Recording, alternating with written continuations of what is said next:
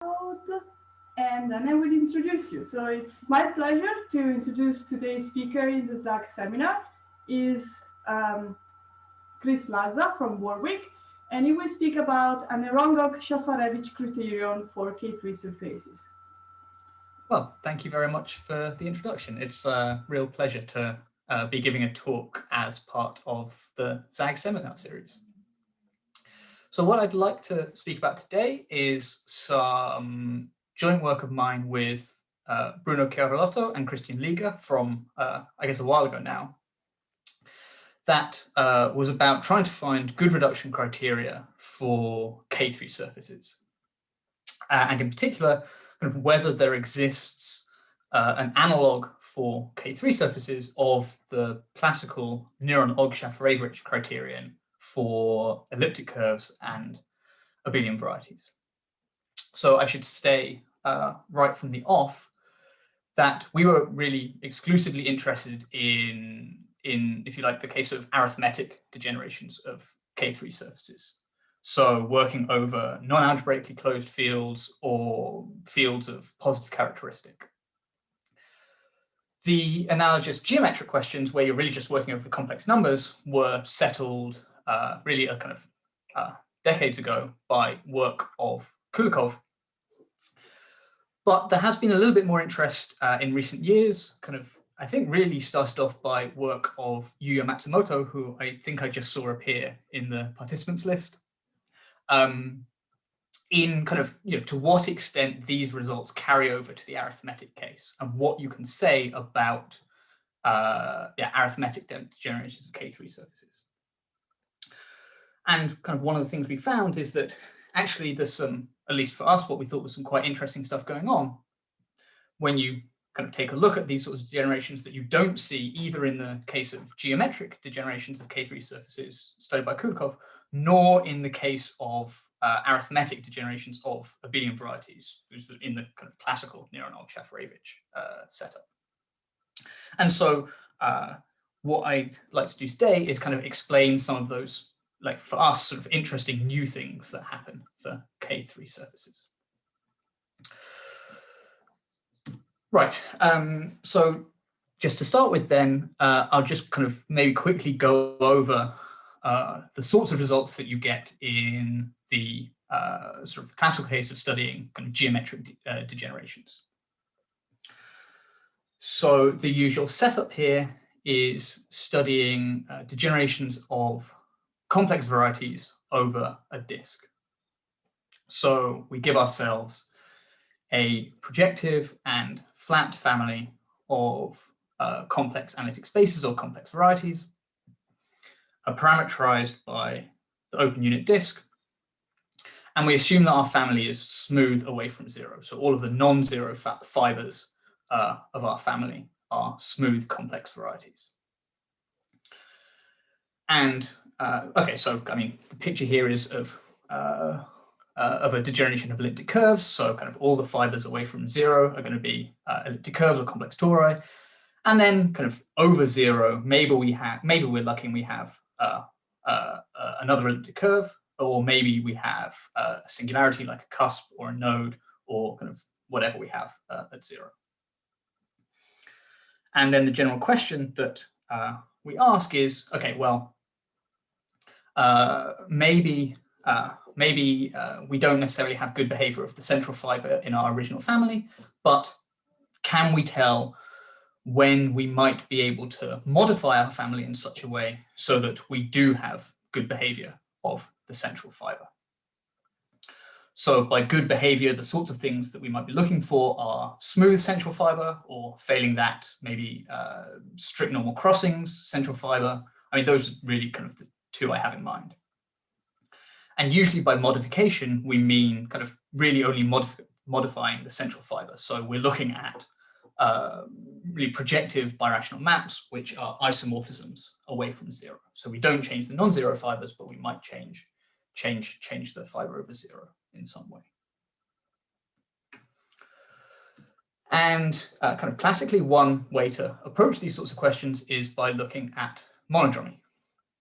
So as soon as we restrict away from zero, so we restrict to the family over the punctured disk, then we have a smooth and projective family.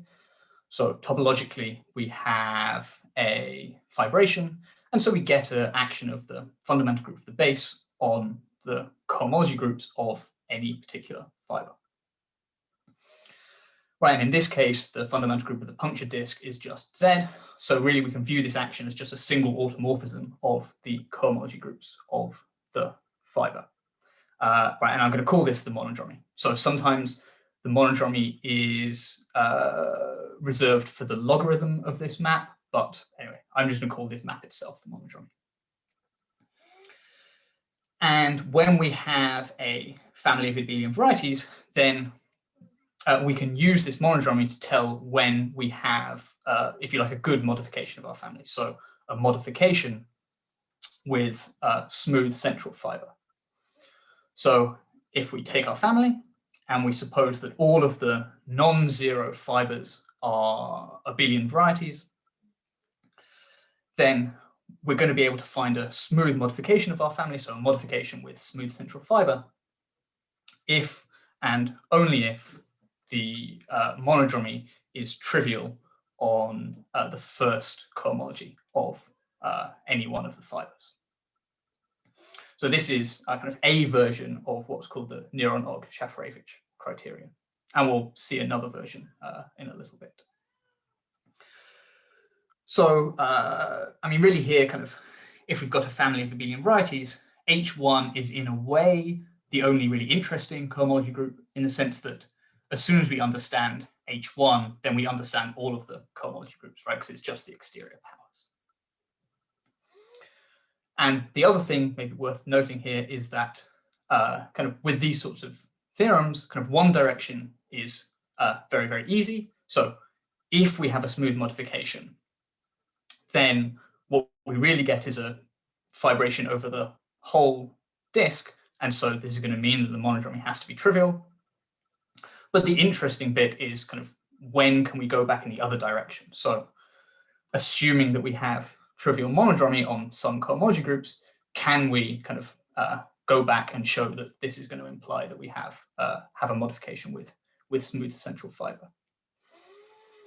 Or maybe to kind of just preempt the sort of more arithmetic language I'll use later on, when does our family have good reduction? Right, so we have a criterion for families of abelian varieties in terms of monodromy and H1. And there is a very similar result. I'm sorry, could you please recall the definition of being a smooth modification? Right, yes. So what I mean is, so there should exist a modification of X, so a proper birational map that's an isomorphism away from the central fiber, which is smooth over the entire disk. So all the fibers of X primed are smooth. Thank you. So yeah, so it's maybe a bad choice of words, right? Because the modification refers to this map, and then the smooth refers to this map. Do you really mean a blow up, or do you just mean a rational map from this X prime to X? So I think I probably mean a zigzag of blow ups. Right. Okay. Okay. Yeah.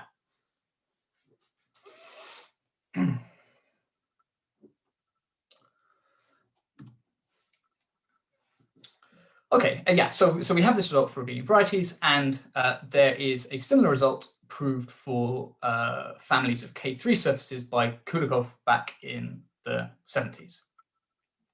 Okay, so now we suppose that all of the non-zero fibers of our family are K3 surfaces. And for K3 surfaces, the only interesting cohomology group is H2. Right, so H1 and H3 are going to vanish, and H0 and H4 are going to be are going to have trivial monodromy action. So from the point of view of monodromy, H2 is the only place where interesting things can happen. Right, and again, if we have a smooth modification of our family if we have a smooth modification of our family, then the monodromy on H2 is going to have to be trivial.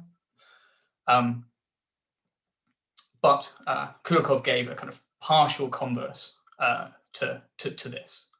So if the monodromy in H2 is trivial, then okay, well maybe we don't necessarily have a smooth modification of our original family, but we can get a smooth modification after making a ramified base change of the disk. So we just look at the usual ramified cover of the disk, we pull back via this cover, and then for that for our pulled back family, we can find a smooth modification. And just because it's gonna it's going to be helpful later, I just want to explain broadly how the proof goes. So the sort of the very, very rough outline of the proof. So the first step is we're going to appeal to the semi-stable reduction theorem. So what this says is that after one of these finite flat base changes, we can find not necessarily a smooth modification, but we can find a semi-stable modification. So in other words, modification where the central fiber is a reduced strict normal crossings divisor. And actually, this is where this finite flat base change comes in. If you look at Kuluk's article, then somehow what he shows is that what he does is prove a theorem about semi-stable degenerations of K3 surfaces. And so then if you want to conclude something about kind of general degenerations of K3 surfaces, you need to appeal to the semi-stable reduction theorem. Okay, but applying semi-stable reduction, we're in a position where we have a semi-stable degeneration. So what we really have is some kind of smooth family of log K3 surfaces. So the total space X is going to have a log structure coming from the divisor given by the central fiber. We're also going to have a log structure on the base just coming from the central point. And the induced map now is going to be a log smooth morphism whose fibers are all log K3 surfaces. And then what Kulukov does is classifies all possible shapes of the central fiber for these log degenerations, for these kind of families of log K3 surfaces. Right, and the central fibers turn out to come in 3 types, type 1, type 2, and type 3. And then what he does is kind of just calculate the monodromy in each case. And what he observes is that for the cases where the central fiber is smooth, so this is type 1 in his classification, the monodromy is trivial, as we know it had to be. And then for the other, for the cases where the central fiber is not smooth, so these are types 2 and 3 in his classification, the monodromy is non-trivial. So in each case, you can kind of just say what the monodromy does. Right. So that's the classical geometric picture. But like I said at the start, I'm really interested in, or we were really interested in the corresponding arithmetic case. So in the arithmetic case, we replace the base, so the unit disk that was the base of our family, by the spectrum of an excellent and Henselian discrete valuation ring. So we could take, for example, something like the ring of complex power series in a single variable with positive radius of convergence, and this is then going to recover, in a sense, the geometric setup that we had previously. But we can also, think of other things like the p-adic integers ZP, or power series ring over a finite field, or indeed a power series ring over any field we like. These are the sorts of things that we can consider. Right, so our base is now the spectrum of a discrete valuation ring. And now the kind of the smooth vibration that we had over the punctured disk now gets replaced by a single smooth projective variety over the fraction field of our DVR. So our family of K3 surfaces over the punctured disk is now going to become just a single K3 surface over the fraction field of OK. And now the question we're going to be interested in studying is whether or not this K3 surface has good reduction. So whether or not there exists a smooth and proper scheme or algebraic space over OK, whose generic fiber is X. And so I'm going to call these smooth and proper models of X, or I might just drop the proper and call them smooth models. So whenever I say a smooth model of X, what I mean is a smooth and proper algebraic space over OK, whose generic fiber is X. Right, so we want to study whether or not X has a smooth model, and kind of like in the case of complex generations of K3 surfaces, we want to study this in terms of cohomology. And what we had previously as the monodromy action on singular cohomology is now going to get replaced by the Galois action on étale cohomology. So we fix a prime different from the residue characteristic of OK, and we look at étale cohomology with QL coefficients. And this is going to have an action of the absolute Galois group of K. And we're particularly interested in the restriction of this to the inertia subgroup. So it's really the inertia action on étale cohomology that's going to be the direct analog of the monodromy action on singular cohomology that we had before. Okay, so we want to see whether or not X has good reduction. We want to see if we can tell whether or not it has good reduction by looking at the Galois action or by looking at the inertia action on H2. And our hypothesis on OK here. Oops, a slight mistake in the slide. Sorry, this should be OK. I changed my notation and didn't catch all of the instances. Anyway, so the hypotheses here on OK are rather broad. So it's going to be an excellent Hessian DVR. We're going to assume that its residue field is perfect, but that's basically all the assumptions on OK we're going to have. So we're allowing the residue field to be a characteristic P. We're allowing it to be non-algebraically closed. And actually, as we'll see, it's really kind of the second of those where the interesting stuff happens. It's by allowing the residue field to be non-algebraically closed where we see some new behavior. But anyway, so the guiding result here is an arithmetic version of the Neuron-Models criterion. So this applies to abelian varieties. So now if we take an abelian variety over K, then this abelian variety is going to have a smooth model. So this abelian variety is going to have good reduction if and only if its first étale cohomology group is unramified. So if and only if the inertia group acts trivially. And this really is, the most direct analog of the geometric Neuron-Models criterion that we could hope for. It really is the absolute translation into the arithmetic case. And we want to see whether we can similarly translate Kulikov's result into the arithmetic case.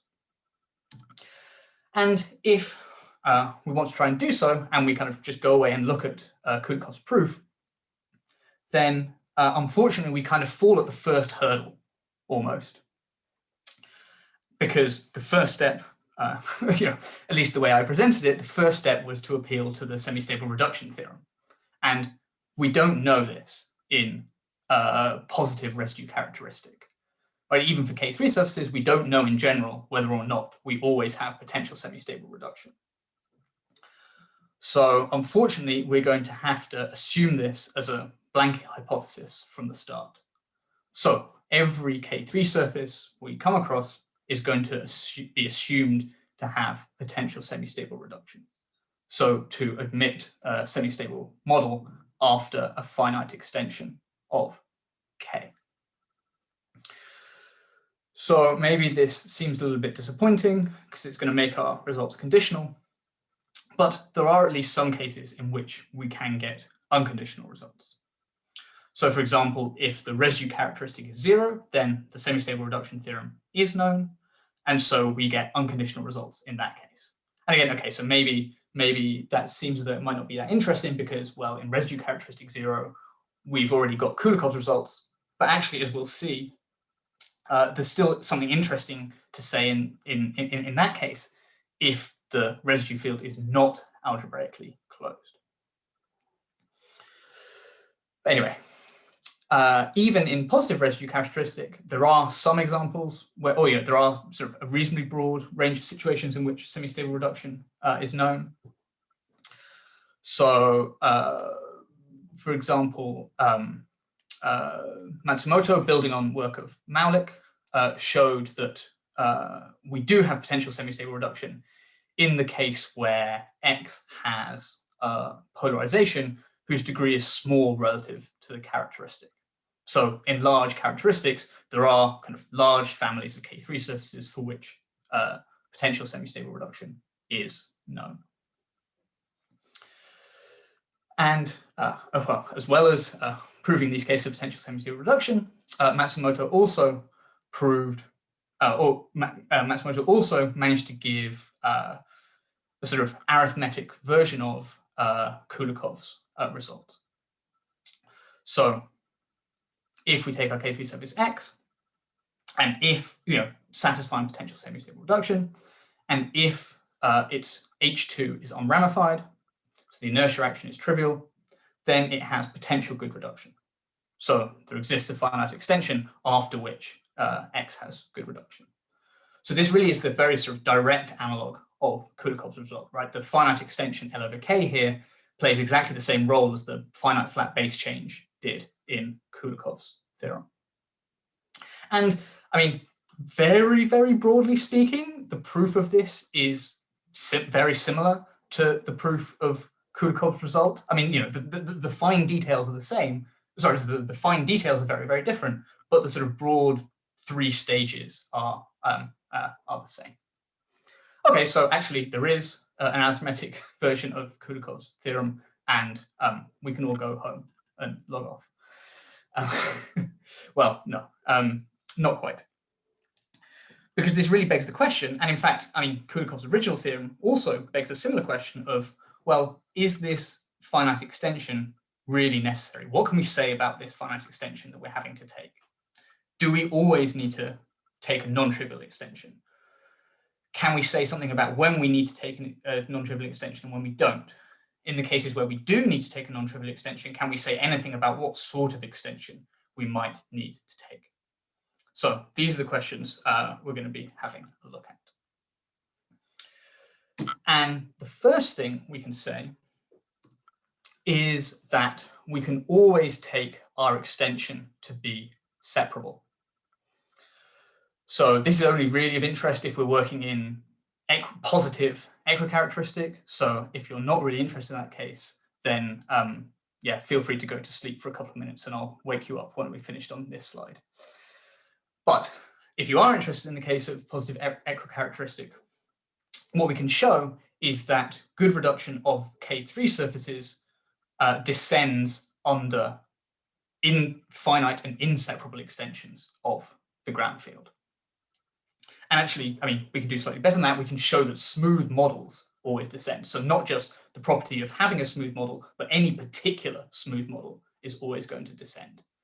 So if we take a finite inseparable extension of K and we have a smooth model after base change to that extension, then that smooth model is actually going to descend to our original discrete valuation ring, OK. And basically the reason for this is that K3 surfaces have no non-zero vector fields. And so what this means is that it's very, very easy to describe infinitesimal group scheme actions on them.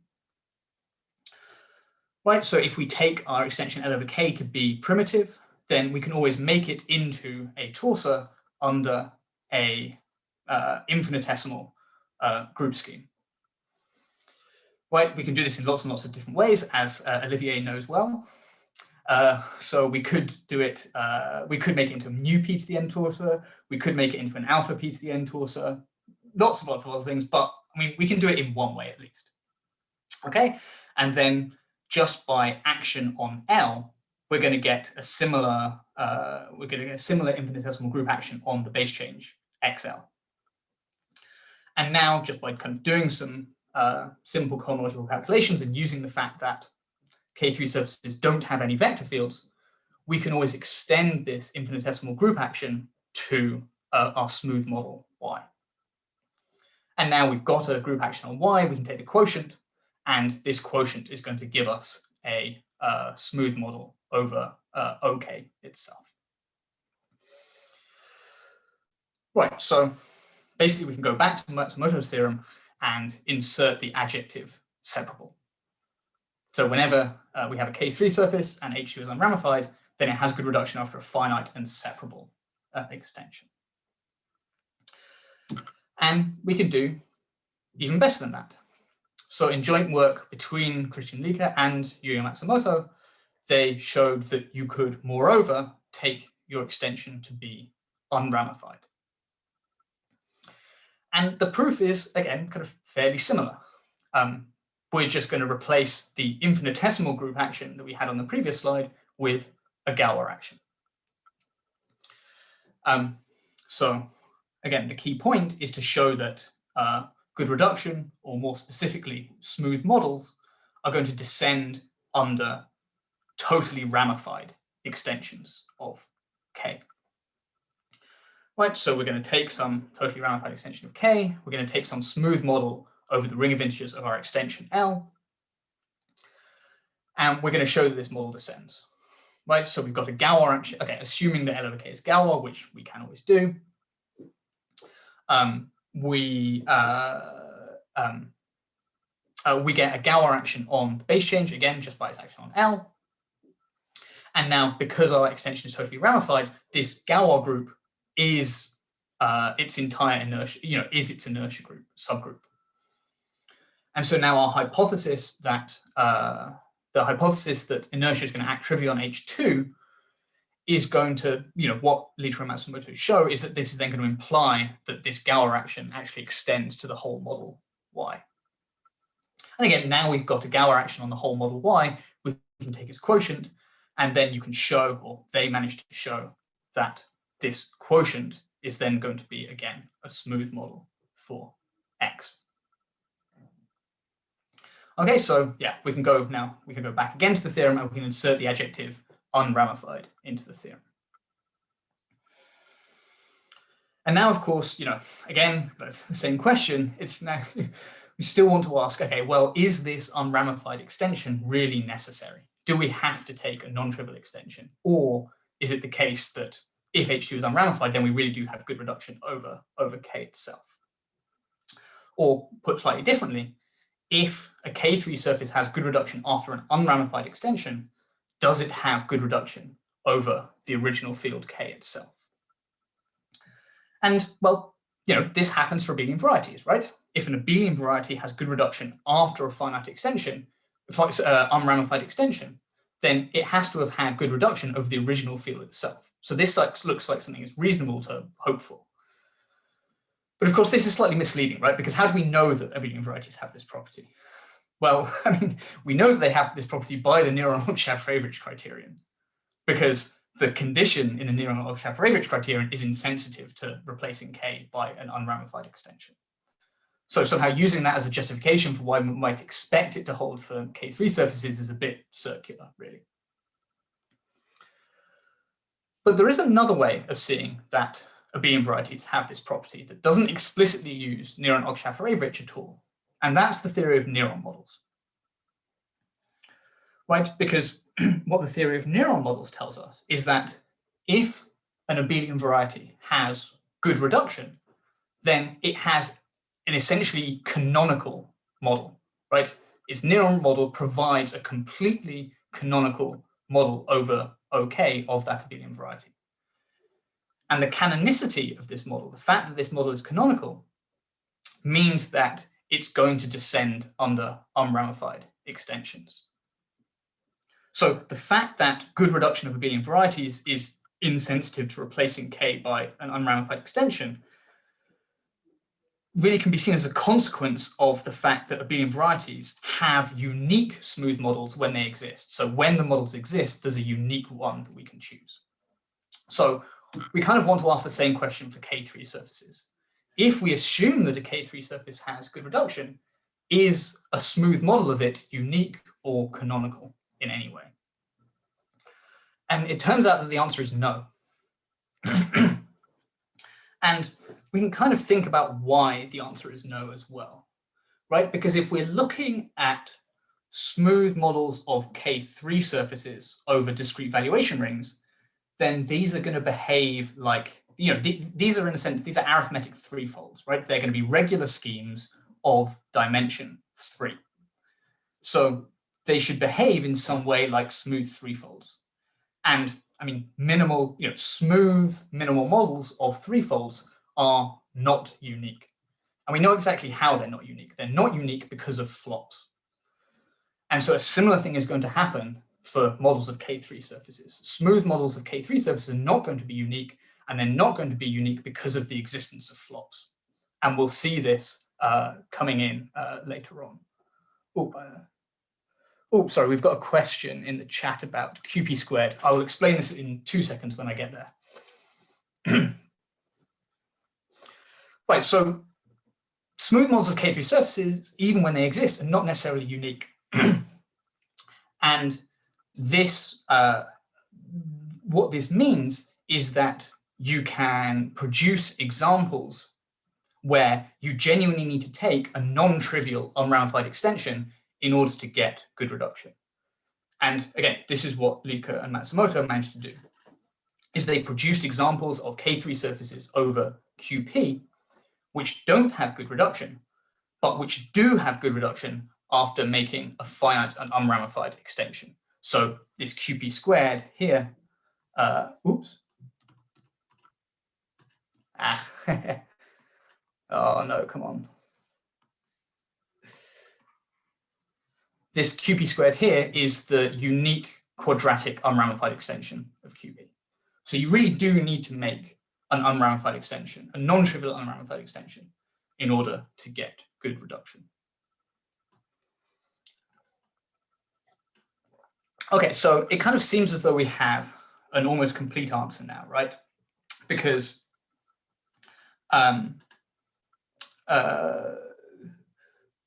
so what we've got is that a K3 surface with unramified H2 has potential good reduction after an unramified extension of K, and there are cases in which that unramified extension is genuinely necessary.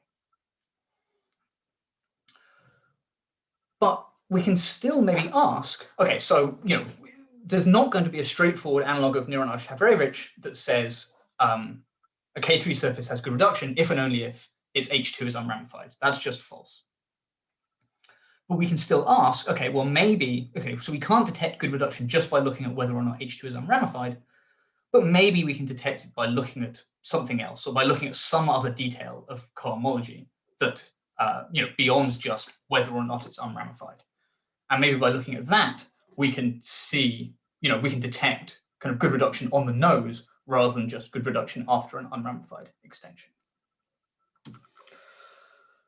So this is the setup we're going to have.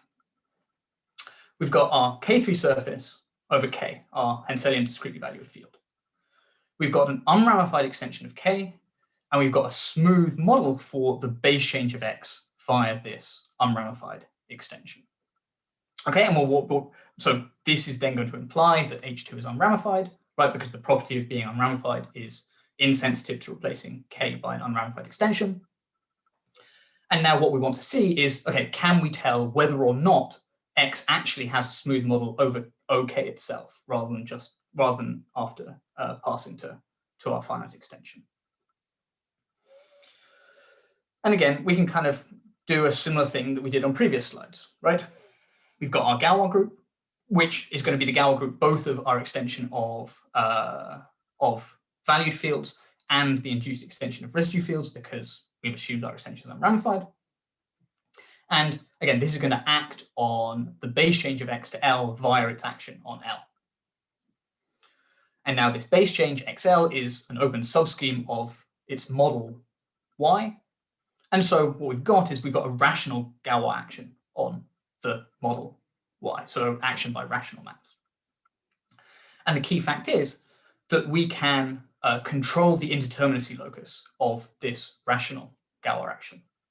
And in particular, you can show that it has to be defined away from a finite collection of curves on the special fiber. So as soon as you remove finitely many curves from the special fiber, we do get a genuine regular Galois action. And there's a couple of ways of seeing this. So this can be seen as a consequence of quite old result now of Matsusaka Mumford on specializing birational maps between projective varieties.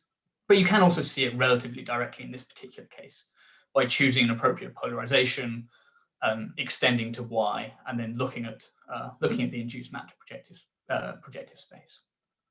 But anyway, however you prove it, we know that our rational action is defined away from these finitely many curves on the special fiber. Okay, and what this means is that you can restrict to the special fiber. It makes sense to restrict this Galois action to the special fiber.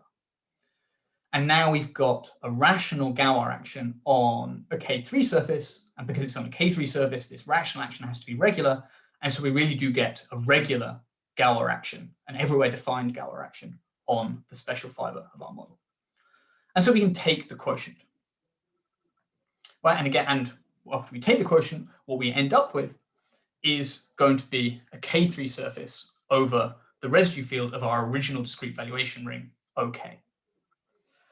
So somehow what's going on here is that we can produce the thing that should be the special fiber of a smooth model for X. We just don't know whether it actually is realized as the special fiber of some smooth model. We don't know whether that smooth model exists. We can produce what should be its special fiber. And in fact, kind of what we have just by descent theory is that when we take this canonical reduction X0 and we base change it to KL, then what we get is the special fiber of Y here. And now what we can do is we can use the fact that, I mean, this X0 is morally speaking the special fiber of our non-existent smooth model for X to give a necessary criterion for the existence of such a smooth model, right? We know that H2 is unramified, so it's really a Galois representation not over K, but over the residue field. So we can view it naturally as a representation of the absolute Galois group of our residue field.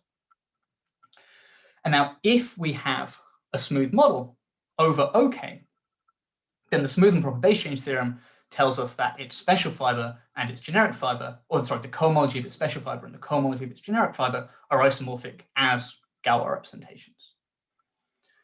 And so if X has good reduction, so if X has a smooth model over OK, then the cohomology of X and the cohomology of its canonical reduction are isomorphic as Galois representations. And then our main theorem says that this necessary condition is actually also sufficient.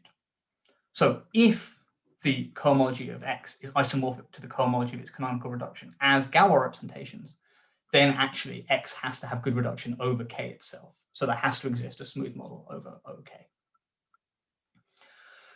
Right, so maybe I should just kind of go through precisely the hypotheses of this theorem, what it's actually saying. So we take our K3 surface, which we're going to assume has potential semi-stable reduction. And we're going to assume that its H2 is unramified. Under the assumption that its H2 is unramified, we can produce this canonical reduction, this X0, that turns out to be independent of any kind of model that we might have previously had. And now we take X0, we take X, and we compare their second cohomologies. And if their second cohomologies are isomorphic, then X really does have good reduction over K itself, and not just after passing to some finite extension.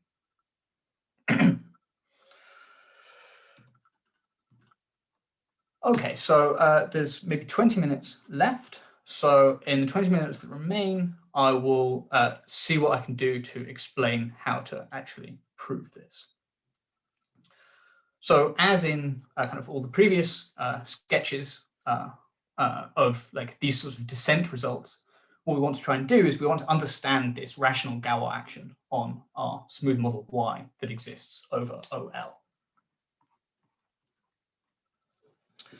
And like I said kind of before, kind of the non-uniqueness of models of K3 surfaces is controlled by flops. And so actually this rational Galois action is going to be acting via flops on Y, or rather as via compositions of flops on Y. So what we really want to do is we want to understand flops, and we want to understand how flops act on cohomology. So we're going to take a -2 curve in the special fiber of Y, and we're going to flop it. So this gives us a birational map to another smooth model of our K3 surface. And we want to see, this map is going to be an isomorphism outside of C and the flopped curve in Y+. And we want to see what happens in cohomology. Okay, so we can restrict this to the generic fibers. This gives us an isomorphism, so we can pull back in cohomology. We can restrict to the special fibers. This is going to give us a rational map that has to that after restricting to the special fiber has to extend to the whole special fiber because they're K3 surfaces. So this gives us a pullback map in the cohomology of the special fibers. And we have the smooth and proper base change theorem giving isomorphisms between the cohomology of the special and the generic fibers. Right, so we can write down kind of this square coming from restricting F to the generic and the special fibers. And now this square that we write down that kind of obviously has to commute turns out not to actually commute. And this is somehow kind of the key observation that made it all work. That, yeah, we were very lucky, kind of was sort of, in an earlier version of the paper, we kind of wrote down, or in an earlier version of a sort of similar paper, we wrote down this diagram and we said it obviously commutes. And someone pointed out to us that it actually doesn't commute. And that turned out to be kind of like set off the rest of what I'm going to explain. So it's very fortuitous. Okay, but anyway, the point is that this diagram doesn't actually commute. And you can explicitly you can explicitly describe its failure to commute. Right? We can explicitly say what the difference is between following around this diagram in the two possible directions. Right, so if you kind of start at this bottom right-hand corner and then just follow all these isomorphisms around, then what you get is the reflection in the cohomology class of the flopped curve. Right, so we're looking at H2 of a surface. So this is going to have an intersection pairing on it. And our -2 curve is going to give us a -2 class in this quadratic space in H2 just by taking its cohomology class. And reflection in this -2 class in cohomology exactly measures the failure of this diagram to commute. Cool, and so now what we're going to do is we're just going to do the same thing, but for our Galois action, right? We've got our Galois action. When we restrict to the generic fiber and the special fiber, we get genuine actions, even though on the whole model, it's only a rational action. And we're going to somehow measure the difference between these two actions on the generic and the special fibers. So for each element of the Galois group, we can write down exactly the same square that we had before, and then we get an automorphism of the bottom right-hand corner here, which measures the failure of this square to commute. So in other words, the automorphism we get by just following the diagram round in a big circle like this. So for every element of the Galois group, what we get is an automorphism of H2 of the canonical reduction. Right, so remember we had like YKL was equal to X0KL. So I can really view this automorphism S sigma as an automorphism of the cohomology of my canonical reduction. Right, so we have a function from G to this automorphism group, which tells me kind of to what extent these diagrams commute for each sigma. And now we want to try to understand this map S. And we can do this by introducing a polarization. So what we're going to do is we're going to fix a polarization on X, and we're going to assume that it's sort of sufficiently nicely behaved with respect to our model Y. So in particular, if we base change our polarization and then we specialize it to the special fiber of Y, we want to assume that this is going to be big and nef. So we can't always guarantee that it's going to be polarization. We can't always guarantee that it's going to be ample. But we can guarantee that it's going to be a quasi-polarization, at least after possibly changing our model Y. Could you repeat the definition of your X0? Yes, sorry, let me go back. Yeah, so X0 was the descent of the special fiber of our smooth model after this base change. So why did you say it doesn't depend on the model? because you can show it doesn't. Sorry, I didn't mention that, but you can show that actually X0 is independent. This K3 surface is independent of the model up to isomorphism. In fact, up to canonical isomorphism.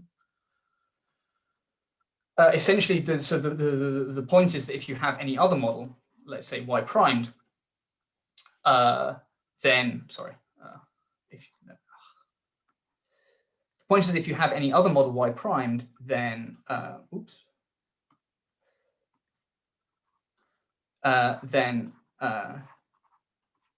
you have a natural rational map between them. And again, by the same reason, you can show that this rational map has to be defined away from a finite collection of curves. So you can restrict it to their special fibers.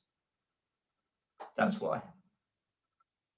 So, but it depends on L, or I mean, what is the dependency of this X0 here? It really depends on X. It depends on X, and it's defined under the assumption that X has potential good reduction after an unramified extension.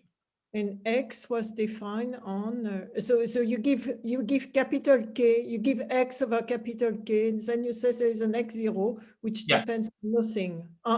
If I know that it's potentially good reduction. Yeah. Okay. Then you have X0 over little k that only depends on X. But you don't know it exists in general. You know because of your assumption. Yeah, because of the assumption you have potentially good reduction. Okay. So the curly Y you have here is a potential good, it's a good reduction over L. Yes, exactly. Okay.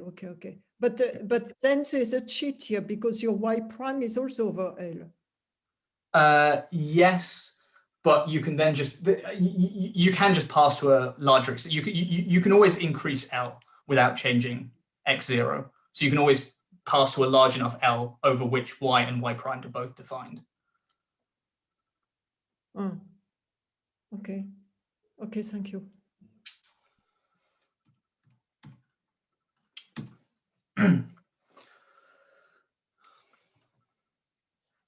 Okay, yeah, so we have this function from the Galois group to automorphisms of the cohomology of the canonical reduction that measures how these diagrams fail to commute.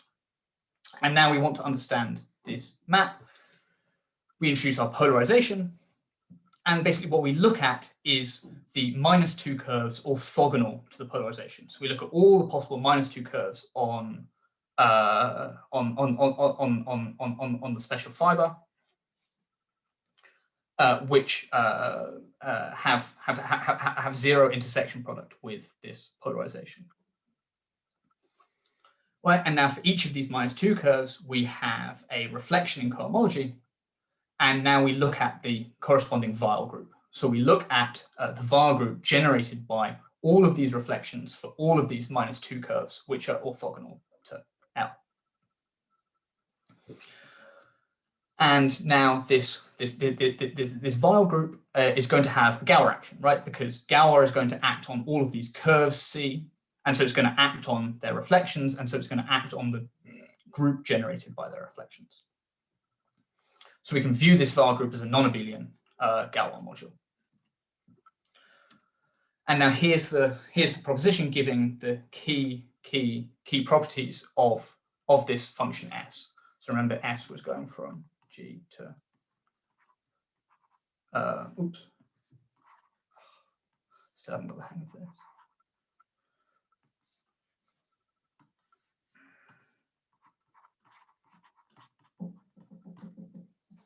So the first thing is that these automorphisms we're getting are always elements of the Weil group.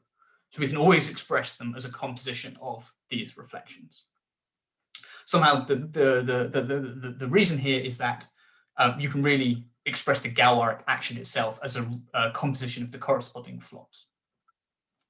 Okay, so it lands inside the Weil group, and it's moreover a non-abelian cocycle, so a cocycle for non-abelian cohomology with values in this non-abelian Galois module. This is relatively straightforward to show.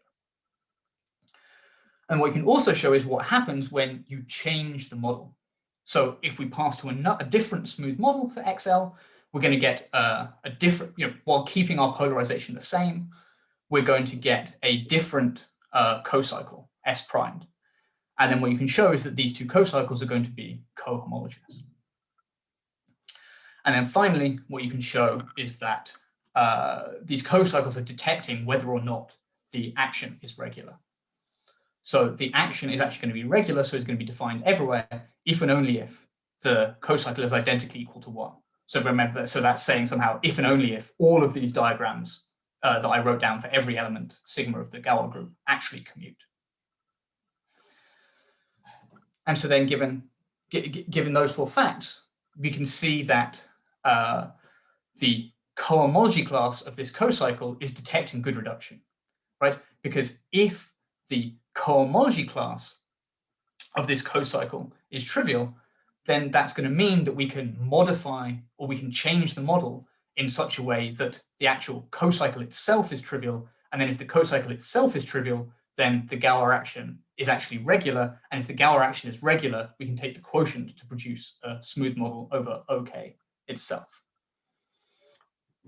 So if you like, sort of the cocycle is saying whether a given smooth model descends, and then the cohomology class of that cocycle is saying whether or not some smooth model descends. Okay, so we can tell good reduction over K by looking at this non-abelian cohomology class. And we now want to kind of relate this back to what happens in étale cohomology. Right, so the way I defined it, the var group was a subgroup of automorphisms of H2. And so just kind of by functoriality in non-abelian cohomology, we get what you might call the L-adic realization of our cohomology class. So we can view it as a non-abelian cohomology class for the Galois action on automorphisms of H2.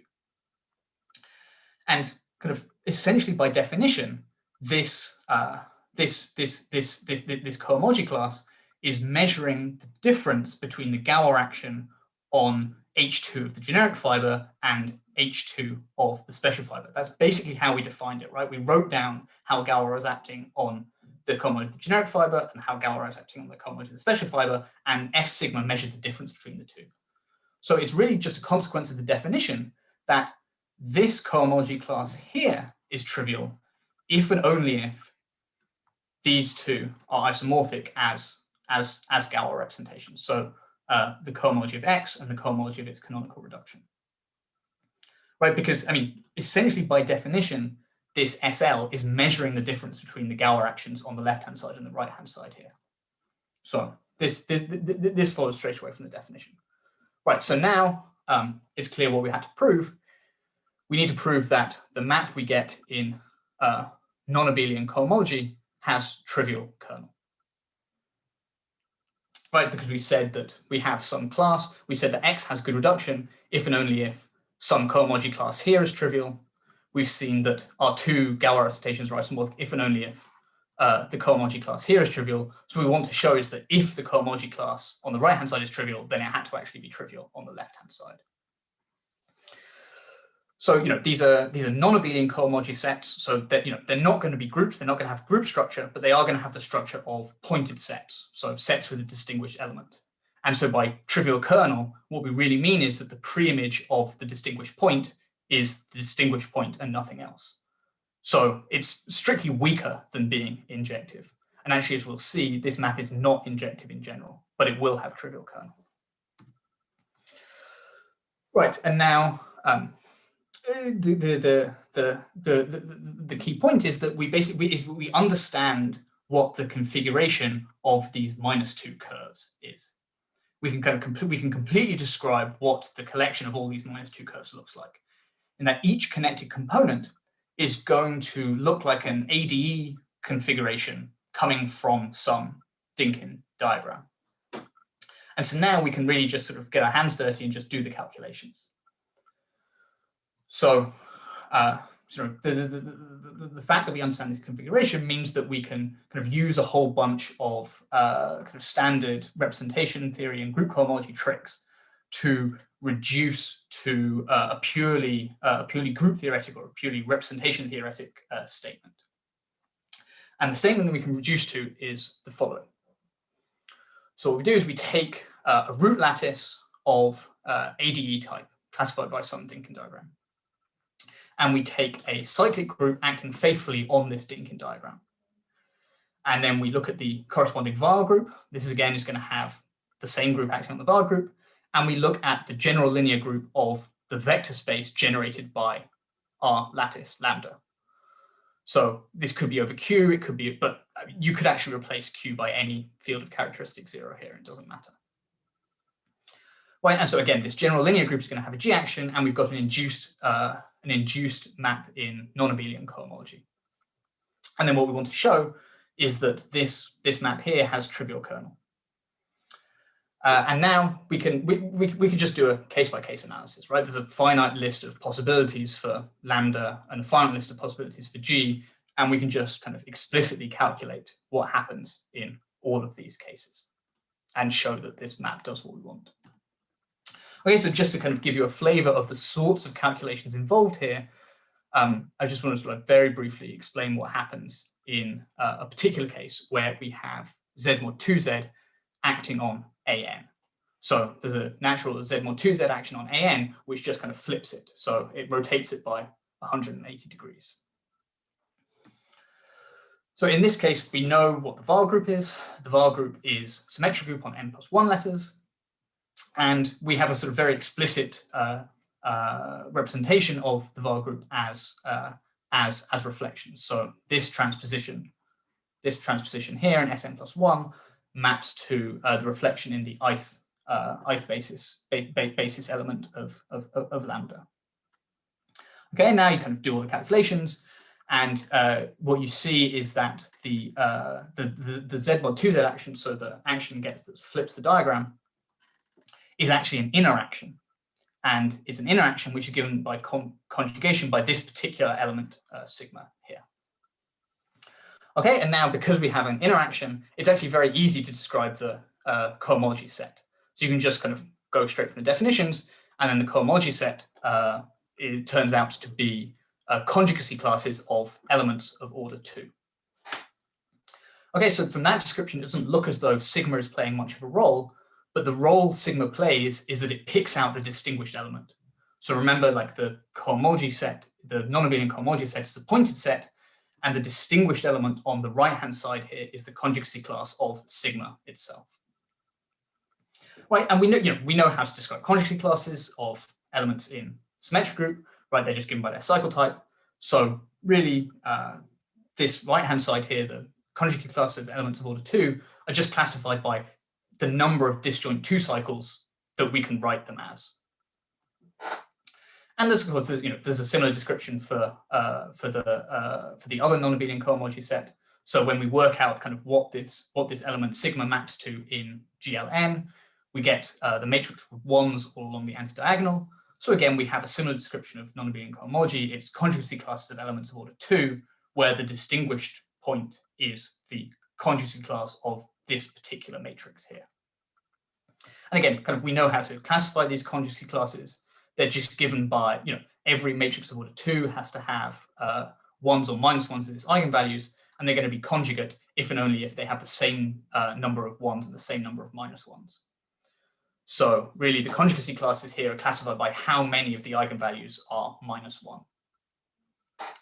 Okay, so now our map here is just takes a conjugacy class in the var group to the corresponding conjugacy class in GLN, and we can just see here that the map is going to be injective, right? Because what it's going to do is that it's going to take the conjugacy class on the left-hand side, given by elements which can be written as a product of k disjoint 2 cycles, to the conjugacy class on the right-hand side, which is given by elements which have k eigenvalues equal to -1. So we can just see that it's going to be injective. But interestingly enough, it can fail to be injective in general. So if you look at the Z mod 2Z action on D5 and kind of go through the same calculation, then what you find is that actually this map is not going to be injective, but it is going to have trivial kernel. So some points might have more than one preimage, but the distinguished point only has 1. So this feels almost like a minor miracle at this point, but it turns out to work. Right, there's just one very last remark I want to make before finishing. Everything I've done here has been expressed in terms of L-adic-Étale cohomology, where we had to choose our prime L different from the residue characteristic of K. And there are completely analogous results where, for L equals P. So these work both in mixed characteristic and in positive equicharacteristic. And you need to replace, in some cases, you might need to replace a cohomology group by a crystalline cohomology group. And you also need to replace the condition of being unramified by the condition of being crystalline in terms of p-adic Hodge theory. So you need to use kind of all Fontaine's period rings and all this kind of stuff. And you need to use crystalline cohomology. But modulo that translation, the results are completely analogous. And you basically have the same results. Okay, that's me done. So yeah, thank you very much for your attention. Yeah, cheers. Okay, so let's thank our speaker.